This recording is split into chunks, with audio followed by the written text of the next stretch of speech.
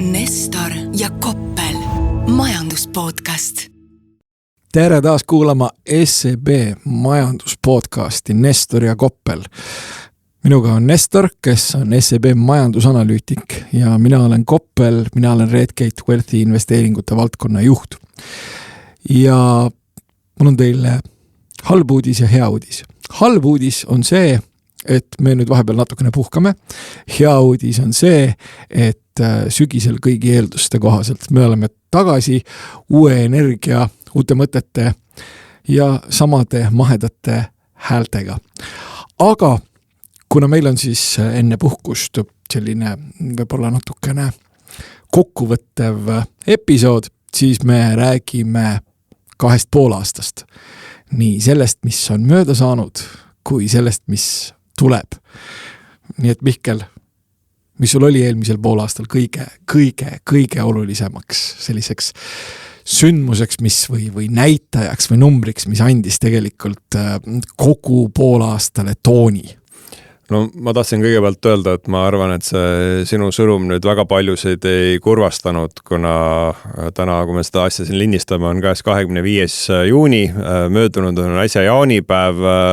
Tavaliselt ma olen siin viimased 11 aastat on ju töötanud, ma olen tähele pannud, et inimeste huvi majandusteemade vastu, see on nagu noaga lõigatud, et kui jaanipäev on ära olnud, siis ei huvita enam keegi seda, et mis on SKP või inflatsioon või keskpanga intressimäärad, küll on võib-olla oluliselt see, et mis oli selle aasta parim grillliha ja toredad lõkkekohad Eestimaa looduses.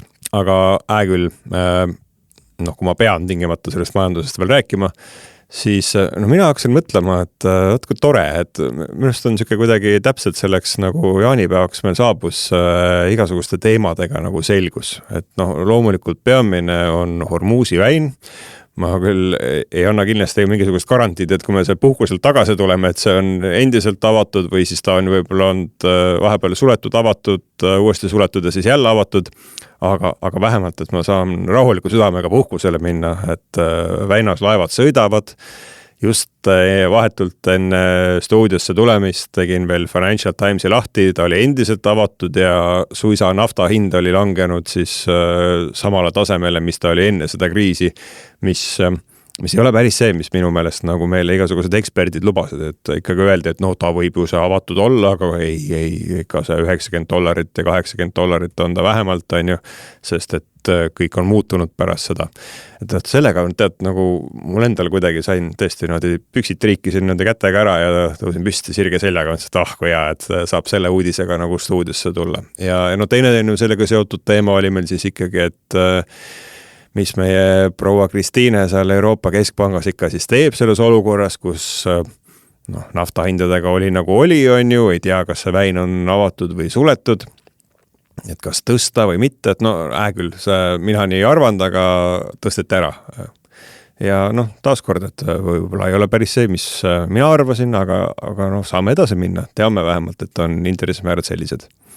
Tõepoolest, ma olen selle Hormuzi väina osas vägagi nõus. Seal oli tegelikult paar huvitavat aspekti, et kõigepealt, eks ole, Brent käis ära kuskil $113 pluss ja see on natukene ikkagi hirmuäratav tase võrreldes varasemaga. Ja see ajas üles ka inflatsiooni ootused ja tegelikult ka selle alusinflatsiooni numbri.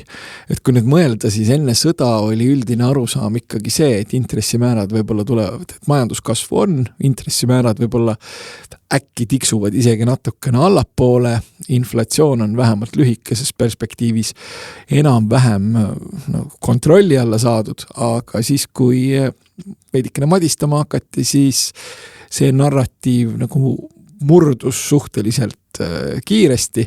Nüüd ei arvata isegi enam seda, et ameeriklased intresse alla toovad, et vastupidi ja mingisuguseid selliseid seda leevendust nagu, et dollari krediidiressurss läheb odavamaks, et seda ei paistnud ka ühel hetkel enam kuskilt. Ma torkan sulle vahele, et kõik need pildid, kus siis Föderaalreservi vastane juht Kevin Warsh praegu figureerib, see on juba meem ilma selleta, et sa sinna midagi alla kirjutaksid, et see oli see mees, kes mitte küll ilmselt otsesõnu lubades, aga kelle ikkagi Donald Trump sinna ametisse nimetas selle ootusega, et see on lõpuks see vend, kes nagu saab asjadest aru. Tema hakkab ikka intressimäärasid langetama, sest et kõrged intressimäärad, see on väga paha. Donald Trumpile ei meeldi, see piirab majandust. Ja eks ta teadis on ju, et ta päris nii nüüd ei tee on ju, kui siis Donald Trump teda võib-olla käsib, aga ega ta sai aru, et millised on ootused, mis talle seatud. Ja nüüd ta on niisugune, öeldakse, ma ei tea, kus tohin välja öelda, aga selle tuppa teinud kassiraga vaatab kogu aeg seal saalis ringi niimoodi, et tema saab aru ja kõik teised saavad ka aru ja kõik vaatavad teda, aga ta peab seal ikka seisma ja siis tegema otsuseid pigem selle järgi, mis on õige, mitte siis selle järgi, mis arvab president. Ja siin on võib-olla üks aspekt veel, et tegelikult kui nüüd mõelda seda, et ka turg hakkas natukene võib-olla rahutuks muutuma, et kui nüüd, me oleme sellest varasemalt ka rääkinud natukene, aga ütleme, et vanal heal ajal üldiselt turg veidikene suutis riike nende kulutamisfestivali distsiplineerida, sellepärast lihtsalt, et ta ühel hetkel, kui sa fiskaalselt distsiplineeritud ei ole, siis su krediidiressurss läheb kallimaks. Aga nüüd, kui oli siin nullintressimäärade ja keskpankade rahatrükifestivali nagu rohkem kui 10 aastat, et siis see distsiplineeriv funktsioon kadus ära, aga nüüd tundub jällegi, et kui Ühendriigid on jõudnud oma 39 või juba vist isegi ligi 40 triljonilise võla juurde, siis võlakirjaturu pikem ots ikkagi juba natukene hakkas indikeerima, et seal 30-aastased juba tasapisi hakkasid ütlema, et kuulge, et me saame aru küll, et praegu on nii, aga et mis see teie pikk plaan on? Ja üldiselt kipub olema niimoodi, et võlakirjaturg on see koht, kus tegelikult kõik need kõige õigemad signaalid tulevad. Aga kui me siin Hormuzist, eks ole, rääkisime, siis teisalt oli ju teine teema, mis nafta hinda absoluutselt ei vaadanud, et see oli kõik, mis oli seotud tehisintellektiga. Et kui oleks võinud eeldada, et madistamine Iraanis, kõrge nafta hind, võib-olla ülespoole liikuvad intressimäärad, sellepärast, et inflatsiooni on vaja ohjeldada, et see kõik mõjub aktsiaturule halvasti, siis tutkit. Et kui esimeses kvartalis isegi nagu natukene tundus, et siin jaanuar, veebruar, märts, et võib-olla see tehnoloogiasektor natukene, et sealt lastakse natukene õhku välja, et isegi Microsoft oli vist vahepeal suisa -15%, siis mingisugusel hetkel jutumärkides selgus, et hopsas saa, mälusid on vaja, kiipe on vaja, tehisintellekt võtab ikkagi, osutub millekski selliseks, mis võib maailma muuta ja majanduse tootlikuks muuta ja kuigi seal oli hästi palju küsimusi, siis osteti niimoodi nagu homset ei oleks ja siis kui vahepeal tundus, et homne ikkagi on ja tuldi alla, siis paar päeva hiljem osteti jälle ja see show läheb nagu selgelt edasi. See äkki seletab natuke seda ka nagu makromajanduslikku aspekte meil, et ma olen olnud siin viimastel aastatel võib-olla Ameerika Ühendriikide tuleviku osas, mitte pessimistlik on võib-olla palju öeldud, aga natuke skeptiline on ju, et tead, seal on tehtud otsuseid, mis ei peaks pruukima, ütleme, makromajanduste ja SKP kasvu liialt soosima, aga näed sa, nad seal kasvavad täitsa kenasti edasi ja ma ütleks küll, et see selline eufooria vähemalt nagu selles ühes majandussektoris, et see nagu kipub ikkagi natuke ka seda nagu muid sektoreid edasi vedama ja sa võib-olla tahad Ameerika kohta veel midagi lisada, aga kui vaatan ka nagu muid riike, seal on ka läinud täpselt samamoodi nagu võis arvata, et seal hiinlased on ju teevad seda, milleks nad kõige paremad on, ehk siis üritavad kogu ülejäänud maailma oma demokaubal ära lämmatada, hoolimata eurooplaste jõulistest sosinatest, et see ei kõlba mitte, ei ole väga palju mitte midagi juhtunud, on ju, hiinlased on selles endiselt suhteliselt edukad, sisemajandust nad käima ei ole suutnud tõmmata ja tulles Euroopa juurde, siin on täpselt nagu vanade Ilja juures oli täpselt samamoodi, läksid nagu tuppa, alati oli siuke tore siuke vana inimese kodulõhn oli kohe siuke linik oli laua peal, sektsioonkapi peal oli natukene nagu tolmu, kõik oli nagu endine, et suurt midagi ei toimunud, aga no kuidagi ju tiksuti edasi. No mulle tundub, et see Euroopa majanduse võrdlus vanatädiga on suhteliselt kohane, sellepärast et noh, vaata, vanatädi ilmselt kõik, mida ta on oma elus ära saavutanud, on ta juba ära saavutanud ja ilmselt ta mitte mingisuguseid uusi huvitavaid rekordeid enam ei tee või maailma dramaatiliselt ei muuda. Ja Euroopa majandusega vähemalt minu meelest tundub olevat enam-vähem samamoodi. Et noh, me siin oleme, eks ole, Soome kallal jauranud päris korduvalt ja öelnud, et asi on ikka nagu halb. Aga nüüd noh, tänaseks on selgunud, et ikkagi paistab, et on veel halvem kui isegi see, et meie siin mõnevõrra pessimistlikult jaurasime ja võib-olla veidikene nii-öelda ette jooksime sellest halb olemisest. Aga mis Ühendriike puudutab, siis tõepoolest, et noh, inflatsioon ei ole kontrolli all, see tähendab intresside tõusu, aga noh, 2 kohta, kust vaadata veel majanduse tervist, et tööturg ja siis selline tore asi nagu ostujuhtide indeksid, et noh, tegelikult nii tööturg näitab tugevust kui ostujuhtide indeksid tegelikult nii siis tööstuse kui teeninduse osas. No, indeksid on kuskil 54 juures ja teatavasti 50 juurest algab siis nagu see kasvuterritoorium. Nii et noh, tegelikult Ühendriikide kohta võib öelda, et makro oli tugev, ettevõtete kasummid olid päris head, tööturg pidas vastu, ehk siis mis see popsõna praegu on, kerksus või, on Ühendriikide majandus iseloomustav sõna, aga Euroopas, noh, ma pean sinuga nõus olema, et läks nii, nagu oli oodata, et vanatädi oli.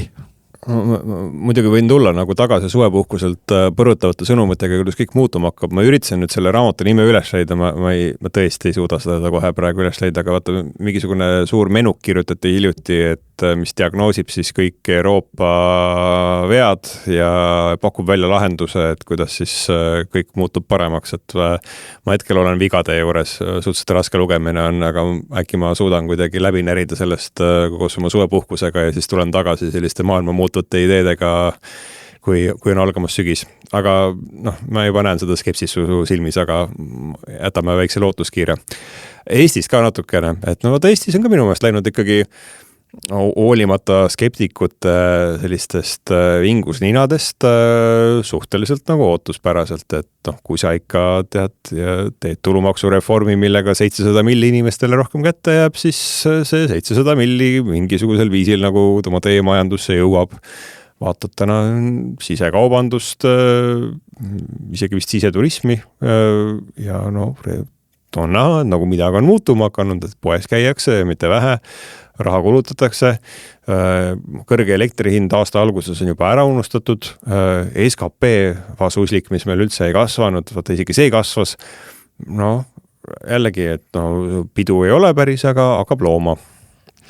No, mina ei tea, mida tuleks teha küll selliste ettevõtjate meeleoluga, sellepärast, et see on jätkuvalt nagu selline suhteliselt tuleks noorendada on minu see pakkumine. Ja siis teine asi, mis muidugi on väga huvitav, on see, et siin üks ka finantstegelane parajasti külastab Norrat ja siis tema kommentaar oli siis selline, et vaadake, kui te tahate teada, milline on tõeliselt kallis riik, siis tulge Norrasse ja siis te saate teada, et Eesti on tõeliselt kallis riik. Ehk siis me oleme jõudnud sellisesse huvitavasse kohta, kus me oleme vananev, võlga akumuleeriv, siis kallis ja viletsa ilmaga ja talvel on üldse kogu aeg pime. Et nüüd jube hea oleks, kui keegi teeks ettepaneku, et kuidas me sellisest kontekstist ja meeleolust nagu struktuurselt võiksime välja tulla, et oleks vaja nagu uusi ja värskeid ideid ja palun ärge hakake jälle sellega, et uus idee on uus maks. Noh, need tulevad nagu nii sellepärast, et kui me vaatame seda fiskaalpositsiooni, mis meil on, siis on nagu suhteliselt õnnetu. Aga oleks nagu vaja päris ideid ja sellised ideid, et me ikkagi selle majanduskasvu nagu päriselt kuhugi saaksime sinna. No ma ei tea, 5% oleks vaja väga tükk aega, et tuntavalt midagi paremaks läheks. Enne kui me siirdume meie helge tuleviku juurde, siis ma siin ääremärkusena mainin 2 asja, et ühte ma olen tähele pannud, et vaata inimese teatavas eas kipub ka nagu selliseks nagu natuke selliseks pahureks ja pessimistlikuks muutuma ja kui ma vaatan sellist Eestis keskmiselt inimvirisevat ettevõtjat, siis ta on täpselt selles eas.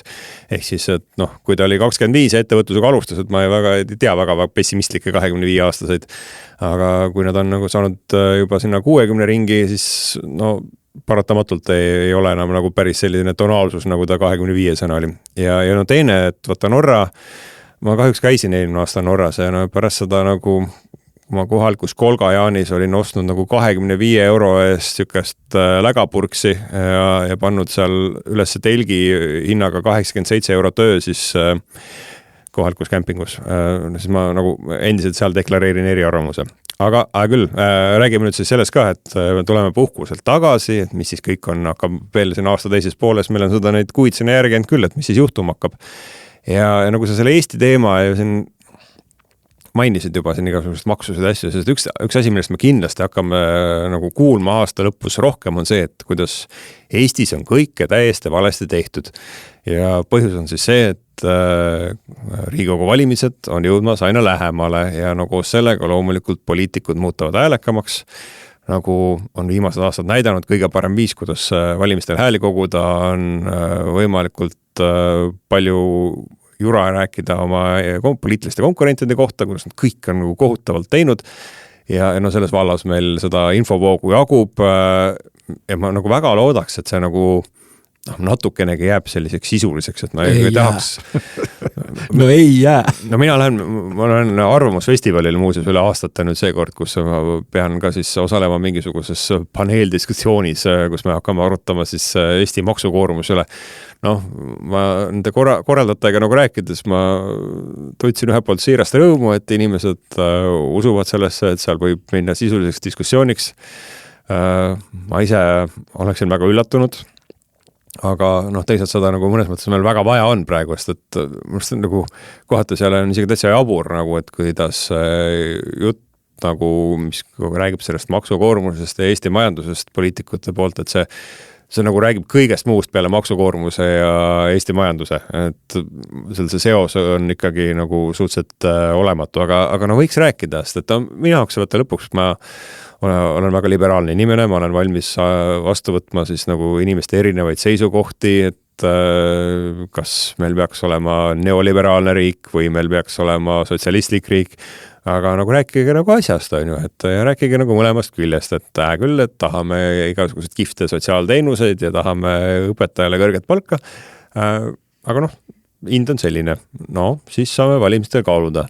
Või tuleb mingi teine vend, kes lööb jalaga ukse lahti, ütleb, et 90% ametnikke tuleks nagu koondada ja siis küll Eesti maksukoormus langeks. Ma nagu jällegi tahaks, et aga vaataks nagu numbrid ka sinna taustale, et ja mis see nagu tähendab siis, on ju, et kelle sa siis lahti lased, et kas ametniku lased lahti, kelle sa veel lahti lased, et ametniku palgasse nagu ei tule kuidagi nagu päris seda maksukoormuse langust, mis sa võib-olla unistad, on ju. Aga vaata asjast ei taha keegi rääkida. Ma arvan, et asjast ei hakatagi rääkima, et ütleme, võib-olla ma esindan ka sellist pahurat vanameest nüüd, et iga hakkab ka sinna kanti jõudma. Ise küll ei tunne, aga ma võin pakkuda välja ühe sellise mustri, kuidas see asi olema saab. See asi saab olema niimoodi, et kuni märtsikuuni võetakse suurtel kiirustel ja hulga kaupa, räägitakse inimestele igasuguseid asju, mis neile kohutavalt meeldivad. Sealhulgas mingite maksude vähendamisest, mingite maksude tühistamisest, mingite maksude ümbermõtestamisest ja sellest, kuidas tõesti siiamaani on kõik valesti tehtud ja kuidas hakatakse alates märtsist kõike tegema teistmoodi. Selles mõttes seda räägitakse. Siis märtsis kuskil võib-olla väikese inertsiga, võib-olla 1.5 mõeldakse, et nüüd tehakse ikka kõike teistmoodi. Ja siis selgub kahtlane reaalsus ja kahtlane reaalsus ütleb seda, et fiskaalselt ikkagi ei ole nagu eriti hästi. Ja siis käivituvad kaootilised improvisatsioonid olukorra parandamiseks. ja siis need mõtted saavad olema umbes ütleme sama läbimõtlematud kui siis, kui eelmine kord selgus, et Excel nagu väga hästi kokku ei tule. Mina arvan, et läheb niimoodi. Noh, jah, ma olen ka nagu skeptiliseks, aga väike lootus püsib. Aga õnneks meil on ju teada, et hea küll, mis need riigised otsustavad, et see selleks, aga et oluline päriselt, kuidas Eesti majandusel läheb, on ju, ja ma jään rõhutama, et õnneks Eesti majanduse tegeliku käekäigu ja Eesti poliitikute tegeliku otsuste vahel seal ei ole väga palju seost õnneks. Me elame sellises riigis.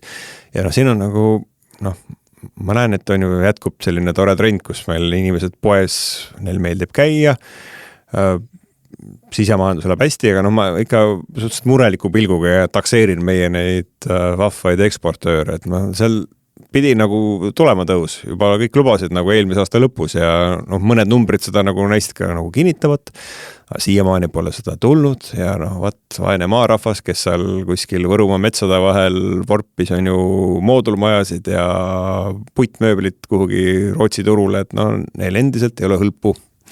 Endiselt ei ole hõlpu ja võib-olla läheb veel ikkagi natukene aega enne seda, kui hakatakse Euroopas võib-olla ka sellist, ma ei tea, energiapoliitikat ümber vaatama, sellepärast, et ma just täna lugesin ühe tähtsa daamiga tehtud intervjuud ajalehest, kes siis energiapoliitikaga nii-öelda otseselt tegeleb ja seal olid ikkagi kuskil sellised võib-olla 3-4 aasta tagused mõtted ja päriselt ei tundunud, et eksisteeriks arusaam sellest, et Saksamaa deindustrialiseerub ja kui Saksamaa deindustrialiseerub, et siis Euroopa ei ole nagu väga, väga tõsiselt võetav koht maailma mastaabis. Kuna ta peakski deindustrialiseeruma, mulle tundub, et nad nagu võib-olla hoidsidki liiga kaua oma industrialisatsioonist seal 10 küünega kinni ja oleksid pidanud nagu ammu online minema, et ma usuks, et sellisel juhul oleks Saksamaa majandus natuke suurem ka, et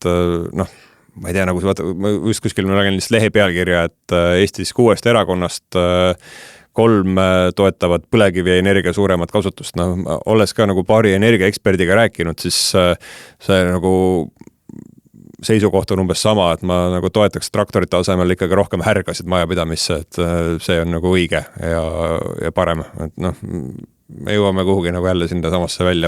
See on jah, ütleme, see fossiilide fetišeerimine on muidugi oma teema, sest minu arusaam lihtsalt on see, et energia peab olema konkurentsivõimelise hinnaga ja stabiilselt kättesaadav. Nüüd on muidugi jällegi mis võib veel seda, kui hetkel tundus, et mingi hetkeni tundus, et võib-olla Euroopa valija hakkab natukene nagu sakutama võimu selle energiapoliitika eest, mis on aetud, siis nüüd arvestades seda, et Euroopas on kuumalaine, siis võib-olla jälle sellised veidikene rohelisemad narratiivid pääsevad nii-öelda võidule, aga nüüd ongi siin nagu küsimus, et kas me siis üritame maailma maha jahutada või me üritame maailma majanduse või üritame Euroopa majanduse töös hoida ja piisavas koguses inimesi jahutada. See kumbki ei ole tegelikult eriti mõnus. Lihtsalt ma pakun, et üks valik on natukene parem kui teine. See on hea pointi, et sa selle välja tõid, jah, et ma usus ka, et see, et meil kuskil seal, kuule isegi Londonis vist on nüüd juba 40 kraadi, et see võib avaldada teatavat mõju selle poliitilisele agendale, kui mõnes riigis on valimised lähenemas. Vaata, meil isegi oli jaanipäev ilus, aga siin see mõju võist on vastupidine. Aga mis meil veel seal nagu aastast teiselt poolest oodata on, et üks asi, mis ma ikkagi jälgin põnevusega, on USA aktsiaturg.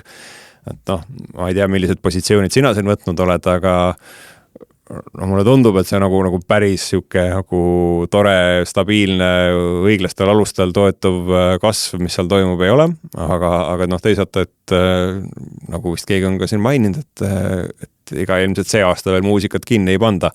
Aga ma tõesti nagu jälgin huviga, mis juhtuma hakkab, kas juhtuma hakkab. SpaceXi aktsiaga vist kukkus, ma sain aru. Siin on isegi, juhtus ka ju selline tore lugu, et Korea aktsiaturg, mis on põhimõtteliselt pannud otse ülesse ka tegelikult kiibiteemade pärast, et ka seal on olnud juba 2 sellist päeva, mis inimesi ehmatas ja huvitav uudis oli veel see, et Korea siis nii-öelda finantsjärelevalve tundis teatud mõttes nagu häbi või süüd, et nad lasid tekitada instrumente, mis võimaldavad selles teemas osaleda pehmelt öeldes võimendusega. Ehk siis sisuliselt võib öelda, et Ühendriikide aktsiaturul on probleem ja see probleem on sisuliselt kahene. Üks probleem on see, et see kontsentreerituse aste on jõudnud sinna, kuhu ta jõudnud on. Ja teine probleem on muidugi see, et kui mingi asi nii hästi liigub, siis kuhjatakse sinna otsa päris korralikult võimendust. Ehk siis mina julgen väita, et probleem ei ole võib-olla nii nendes kiipides, vaid probleem on selles, et milline võimendus on sinna otsa siis nii-öelda kuhjatud. Nii et see on võimendusega seoses, et mis meil siis ikkagi, mis need intressimäärad tegema hakkavad, et meil siin Euroopas nagu väike sutsakas nagu tehti ära, kaitsevaktsineerimine, aga et vaata selle puukentsefaliidi vastus on ka praegu väga kuum teema, et seal peab ikkagi vähemalt nagu 2 sutsakat saama. No 2 sutsakat on juba Ameerika kohta nagu konsensus, aga Bank of America näiteks ütleb, et tuleb suisa 3 sutsakat. Ja sellega kipubki olema nüüd selline väikene probleem, et kui me nüüd mõtleme sellele fantastilisele pulliturule ja sellele, kuidas need tehisintellekti infraga seotud ettevõtted on oma kasumme kasvatanud ja kuidas nende aktsiad on ka selgelt nagu jõuliselt liikunud, siis ajalooliselt tavaliselt kipubki peo lõpetama kallimaks muutuv raha. Küsimus on muidugi selles, et kui kalliks see raha peab muutuma, et pidu lõpetada. Lihtsalt peo lõpu algus vähemalt saab olema kallim raha. Ja nüüd see kallim raha on tulekul ja mingisuguseid võbinaid on jällegi tehnoloogias näha, aga ei, sellel aastal vähemalt praegu ei paista, et keegi tahaks sellelt rongilt maha astuda, sest see on ju nii hästi toiminud.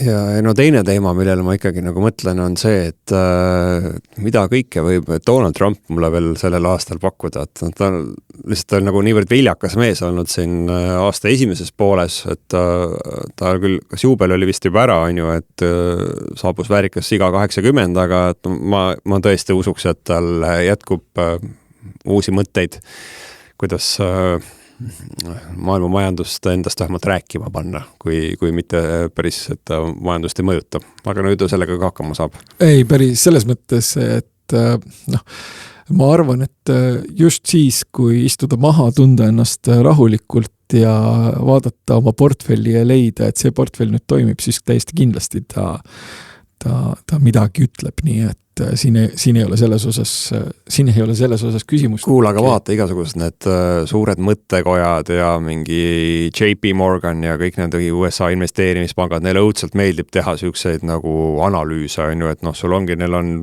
kogu maailma selline analüütiline power on nende käes, seal istuvad kõik uhkete ülikoolide lõpetajad arutadaga koos ja siis teevad erinevad stsenaariumi analüüse. Ma hakkasin praegu mõtlema, et ma tahaksin lugeda nagu sellist stsenaariumi analüüsi, et kump on nagu halvem maailma majandusele, kas see, et Hormuzis on kriis ja väin on suletud ja Donald Trump on sellega niivõrd hõivatud, et ta ei julge mitte midagi muud ette võtta, või siis, et järsku nagu see probleem on kuidagi nagu laua pealt maha lükatud ja tal jälle tekib vaba aega, et midagi uut välja nuputada, et see tundub täpselt selline nagu hästi mõistlik analüüs, mida keegi peaks ära tegema. No igatahes, kui sa nüüd mõtled nendele suurtele majadele ja kogu sellele analüüsi powerile, mis neil on, siis seal on jälle üks selline väikene probleem on see, et nad vähemalt aktsiaturu suhtes on kõik kohutavalt optimistlikud. Ja kui nad on kõik kohutavalt optimistlikud, siis tekib selline väikene võib-olla positsioneerimise mure, et kõik on juba selle raha eest, mida nad nii-öelda kasutada saavad millegi ostmiseks, nad on juba selle ära ostnud ja tekib küsimus, et kes on siis see või kust siis see raha tuleb, et millega seda turgu veel täiendavalt kõrgemale osta. Aga ühe asja peame ikkagi veel ära ju mainima. Sa korra juba mainisid seda SpaceXi. No, selle kohta võib öelda, et mis me siis räägime, et kosmos on muutunud investeerimisteemaks. Ja ilmselt me kuuleme sellest veel palju. Ja seda ka muide veel, et tead, et Elon Musk praeguse seisuga enam triljonär ei olegi. Aga jah, ma näen ka sellele väga palju potentsiaali saata raha kosmosesse. Aga küll, meil on olnud huvitav poolaasta, loodame, et järgmine poolaasta tuleb vähemalt sama huvitav ja kohtume uuesti juba augustis. Kohtume ja ärge siis vahepeal liiga suuri rumalusi tehke. Nestor ja Koppel, majanduspodcast.